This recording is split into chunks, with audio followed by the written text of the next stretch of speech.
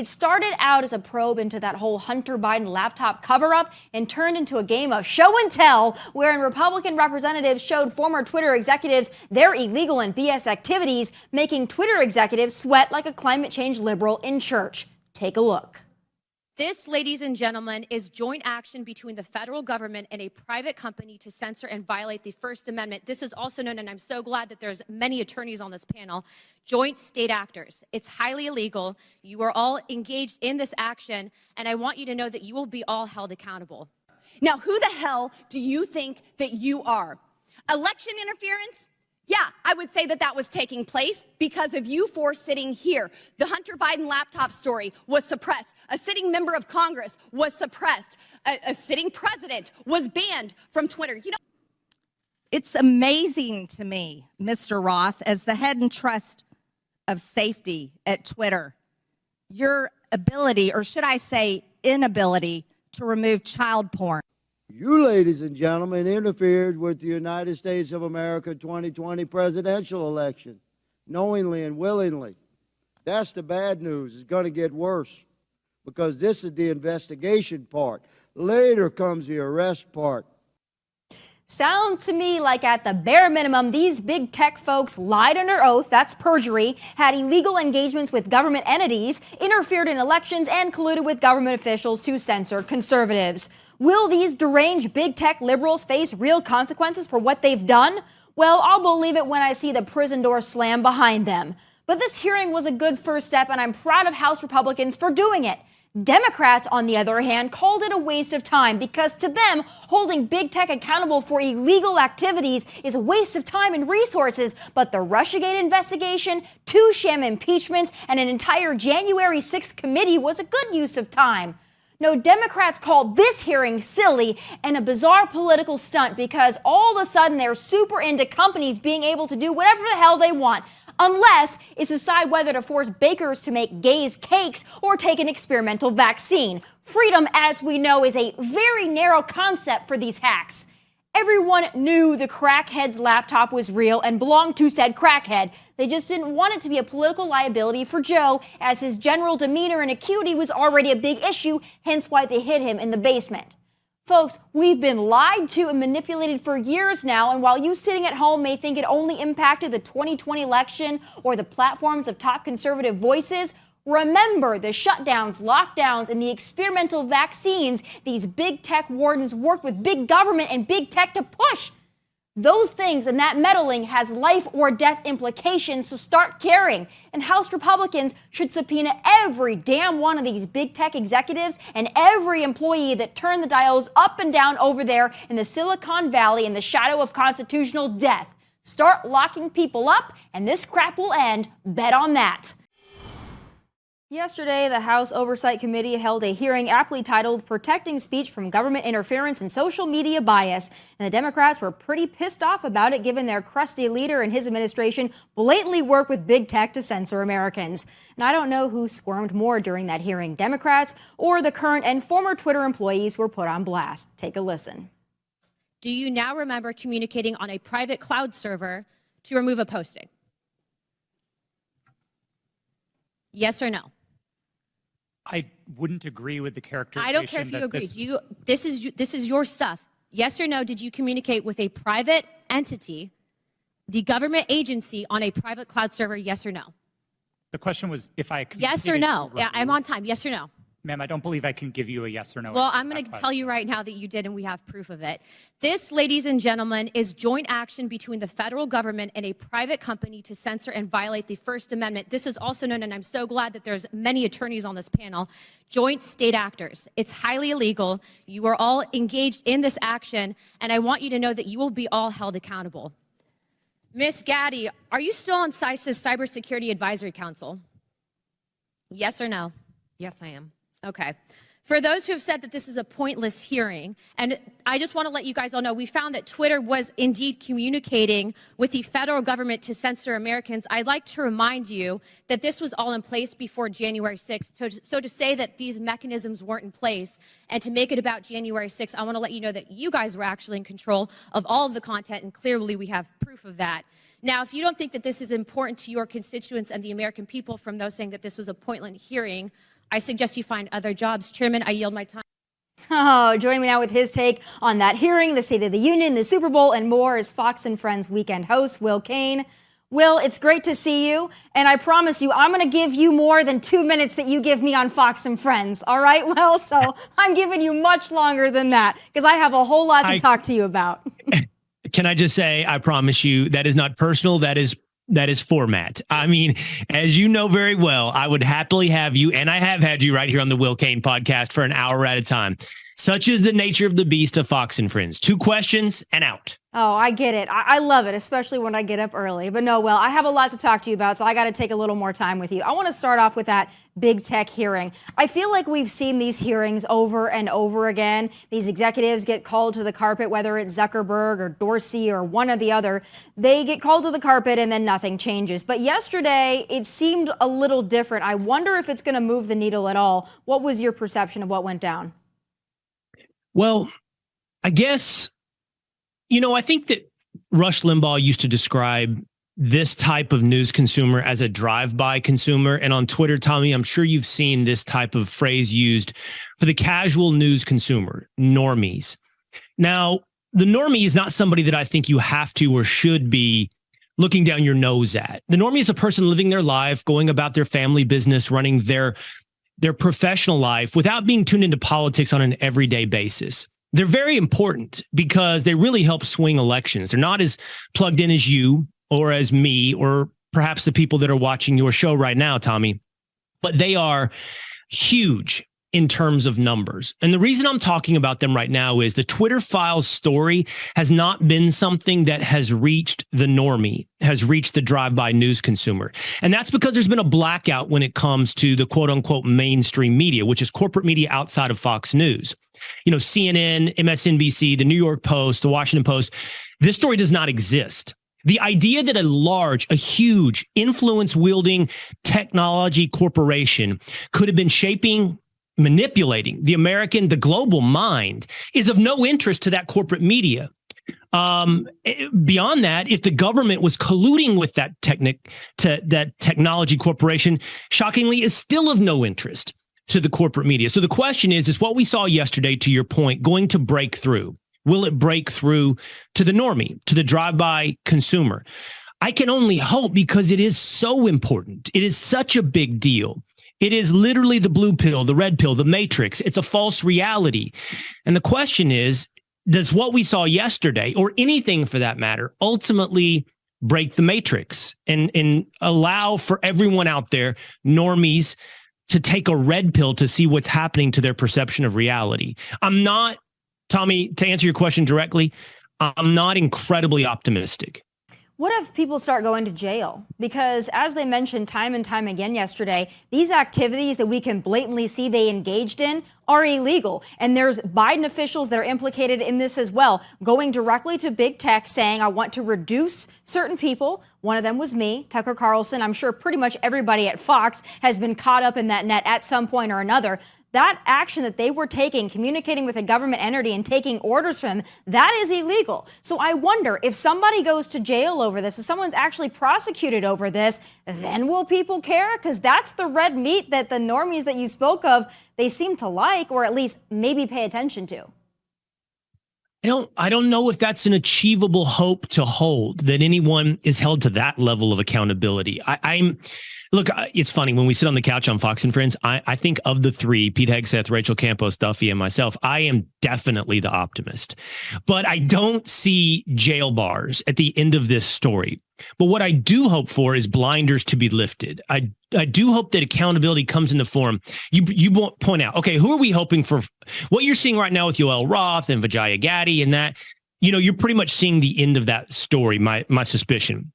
But the next story is the other, to your point, it's the other side, the one that actually abridges the First Amendment, which is the deep state FBI intelligence apparatus that encouraged the silence of Americans and then the manipulation of the American mind. I mean, I'll never forget that New York Post cover with 50 some odd, was it 50? I think it was 50 some odd intelligence agents, CIA, FBI, DNI, who said that Hunter Biden's laptop was Russian disinformation, which is a flat out lie.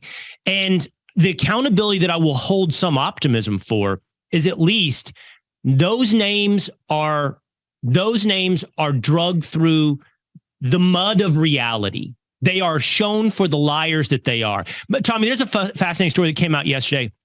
I'm sure you saw it on Substack.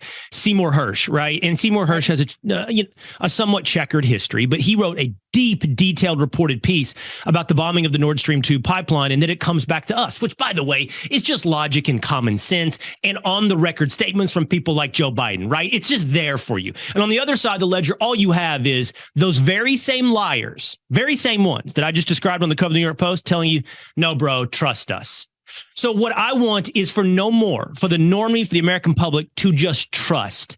It's not about the United States of America being the bad guy. I don't believe that. We're the good guy on the global stage, but we're also deeply enmeshed in a reality manipulating, brain influence peddling system where the American people are not to be trusted. It's the people that shouldn't trust the government, not the other way around, that the government shouldn't trust the people. And the people need to have access to reality for that to be the case. I'm glad you brought up that Nord Stream explosion, because I did look into that and I wanted to get your take, because I know that, like me, you're also very fired up about all this Ukraine-Russia nonsense. Yeah, that is very concerning to me, but even more so, not trusting our government, not trusting Zelensky is my biggest thing. I say it over and over again. I don't trust anybody who wears a tracksuit to speak in front of Congress. Sorry. But a lot of this is very problematic, and it feels like we're glossing over a lot of it because the normies that you spoke of probably don't really care about a Nord Stream explosion. That goes over their heads. They don't know what it is. They don't know why they should care. But I don't know what we do to make people care. Because if we want to win elections, if the Republican Party, the conservative movement wants to win another election again, we're going to have to make people care about these things and care about the fact that they were lied to. Now, I don't know if it's going to make a difference when it comes to a Nord Stream explosion or Ukraine or even big tech censorship of conservatives or conservative platforms and stories. Here's the area, though, that I am very surprised, Will, that people are not more fired up about, and that is COVID. Whether you love your mask and you had 5 or 6 vaccines, the fact that the government was working with big tech and big pharma to push an experimental vaccine, lockdowns, shutdowns, remote learning that's going to cause learning loss for generations, the fact that people are not more pissed off about that aspect is shocking to me. Are you surprised at all? Yes. Did you see this? The headline today from the Associated Press? They reported that 1 million kids were lost to the public school system through COVID. Now, that means they went to private schools, they went to home schools, or we've lost track of 1 million kids that were lost from the public school system. I mean, we're going to be quantifying the cost of our COVID response for at least a generation. So decades, at least a generation will be quantifying the cost on what it did, the response, not the virus, to the United States of America. But that's not disconnected from the conversation you're having about Nord Stream and Ukraine. So, I think there's a legitimate debate that should. Here's the thing. This debate was deprived of us. That's the point. There's a legitimate debate. Should the United States, be standing up to Russia in Eastern Europe, right? That's a legitimate conversation for everybody vested in the American public to have. And then therefore, by extension, should we go on offense and should we be bombing a pipeline? Those are good debates, right? I don't even have to get to where I land on those debates to say we should be allowed to have those debates. In order to have them, we have to be able to have the truth to have that debate. And that's the same issue when it came to COVID. It's a joke. I live in Dallas, Tommy. I know you know that. If I walk through my neighborhood right now, I don't think they've come down yet. The same house that has the Ukraine flag has up in this house we love, whatever, the whole thing, BLM and love is love and all the trite, unthinking statements, right? Sayings, all there together in a Cracker Jack box full of unthinkingness. And they're also the ones that unquestioningly accepted, wear a mask, don't send my kid to school, COVID's the most dangerous thing to ever hit the planet. These things are all connected, and it is people who are not interested or not allowed to think for themselves. And if they do, maligned as conspiracy theorists. But as we have learned, Tommy, there is no greater tell for the truth than being called in the last 5 years a conspiracy.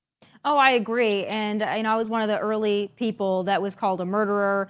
Trevor Noah made fun of a lot of us on Fox News for talking about COVID and saying that there are bigger things we need to worry about. But again, the conspiracies have all come true. And I don't like the fact that that's the truth, because I think millions of people were affected. And I think millions of people are going to have vaccine side effects for the rest of their lives that are going to go unacknowledged because big tech, big pharma, big government is not going to acknowledge that.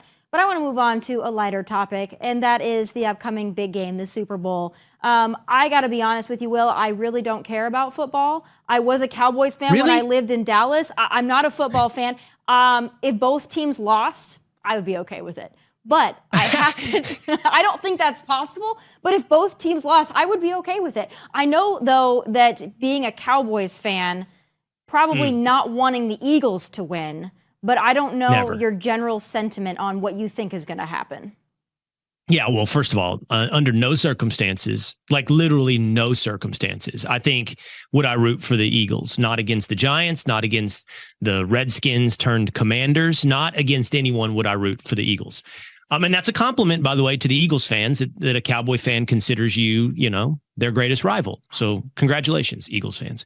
But I will root for the Chiefs. Patrick Mahomes is from Texas, so that's kind of how that's how I roll as well.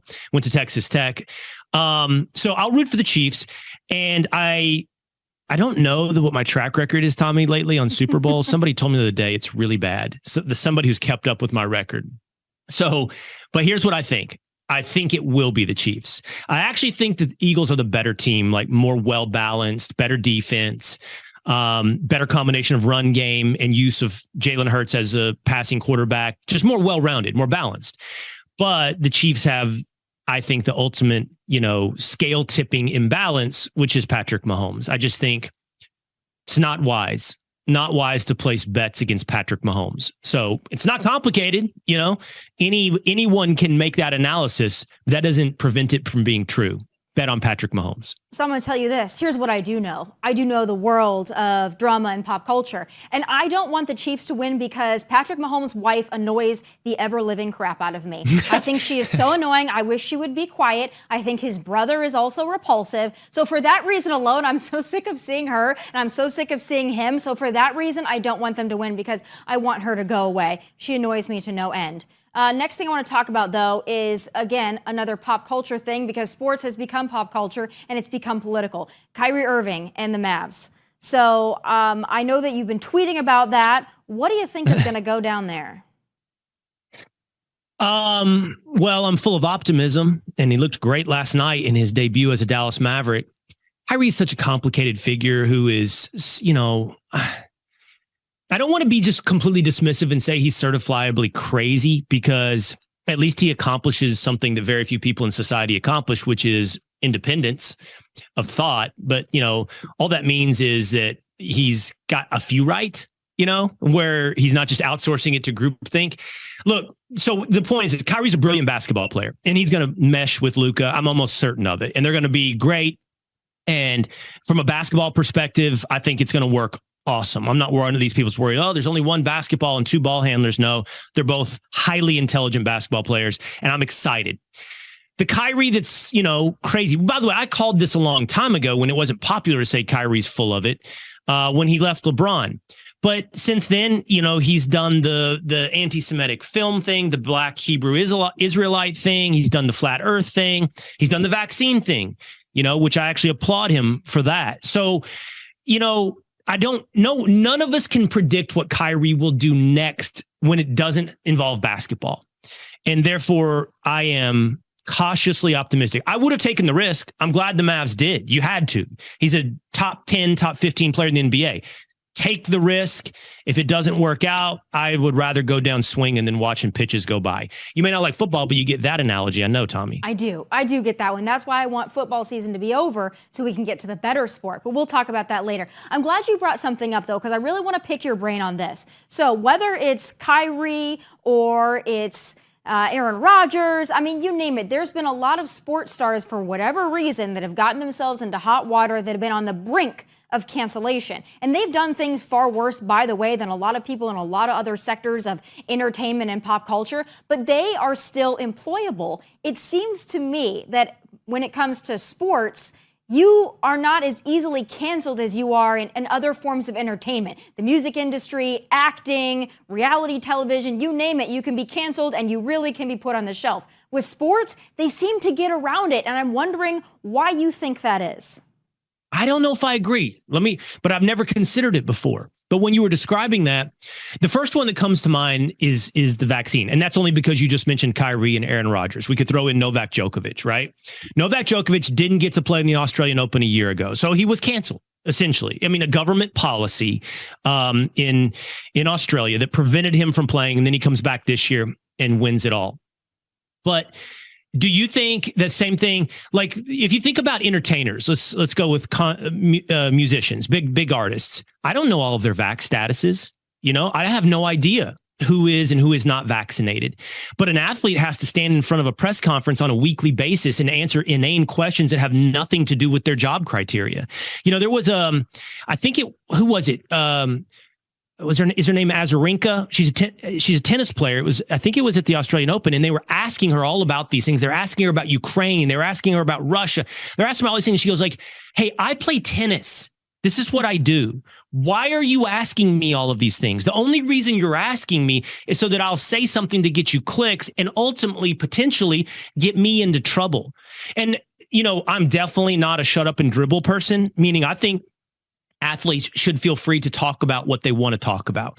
But you should feel like anyone else, you need to be informed on it. And then if you're not, then you deserve the criticism for your ill-informed opinion. But just because you have the ability to talk about it, just because I'm telling you shouldn't shut up and dribble, doesn't mean you should be forced to talk about it. Right. Doesn't mean the press has a right to force you into every subject. So back to your point of, are athletes more insulated?